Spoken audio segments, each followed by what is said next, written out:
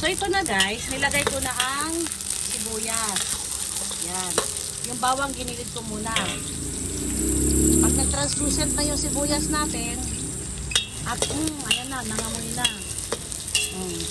Hinalo ko na rin ang bawang. Ayan.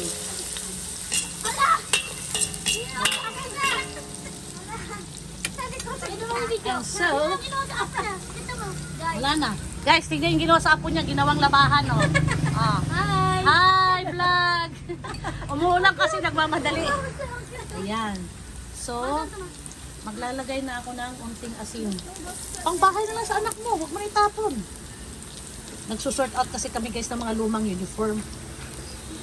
Ayan. Ngayon, Mabaon namin. ilalagay ko na ang giniling. Itong giniling guys, 1/4 ito. Ayan. 1/4 giniling yan. Kasi, ang togi ko, dinamihan ko talaga. 2 kilo. Kasi pag hindi naubos ng mga anak ko mamaya, i-drain ko lang yung sabaw. Gagawin ko naman siyang lumpiang gulay.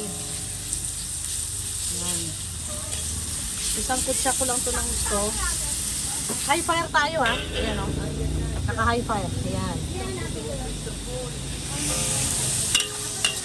Job, 2 salang lang yun ah.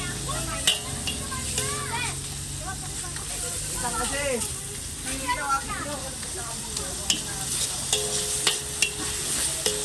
Yan. Pagka nagpangkutsa na yan, kulay brown na yan. Hala! Ayan na! Buti walang basa.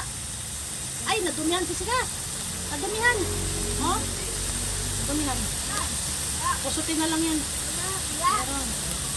Basa yung dahon, no? Nahulog yung labahan. Ha? Bawal siya kasi yan pag di mo na inano.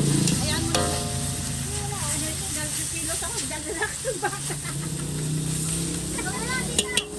I-ano mo manang?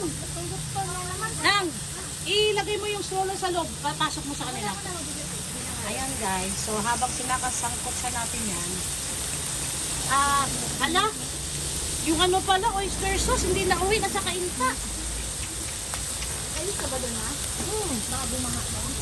Ay, hindi, di nababa yan. Ako guys, wala tayong oyster sauce. Yung natira may crop. Siguro naman inayos na nila yon. Ito na lang. Puro seasoning na lang ilalagay ko. Ay, mga hotdog. Maraming gulay ha. Mayroon ka pa rin maulalaan mo sa daan. Tapos, Jessica, walang ano, paminta. Meron, pero sira yung ano. So guys, kunin ko muna yung gulay para mailagay na natin ang gulay.